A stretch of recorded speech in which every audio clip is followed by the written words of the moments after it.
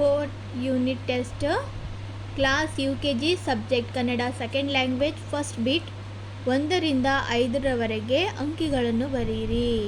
ಇದು 5 ಅಂಕದ ಪ್ರಶ್ನೆಯಾಗಿದೆ. ಸ್ವರಗಳನ್ನು ಬರೆಯಿರಿ. ಅದಿಂದ ಉವರೆಗೆ ಸ್ವರಗಳನ್ನು ಬರೀತಕ್ಕಂಥದ್ದು. ಥರ್ಡ್ ಬಿಟ್ ಬಿಟ್ಟಿರುವ ಅಕ್ಷರ ತುಂಬಿರಿ. ಕ ಕ ಗ ಗನ್ಯ, ಚ ಛ ಜ ಝನ್ಯ. ಫೋರ್ತ್ ಬಿಟ್ ಒಂದೇ ತರಹದ ಪದಕ್ಕೆ ಹೊಂದಿಸಿ. ಅರಸ ಅರಸ, ಆನೆ ಆನೆ, ಇಲಿ ಇಲಿ, ಈಶಾ ಈಶಾ, ಉಂಗುರ ಉಂಗುರ. ಹೀಗೆ ಒಂದೇ ಥರದ ಅಕ್ಷರಕ್ಕೆ ಹೊಂದಿಕೆ ಮಾಡ್ತಕ್ಕಂಥದ್ದು UKG second language Kannada 4th unit test. ಧನ್ಯವಾದಗಳು.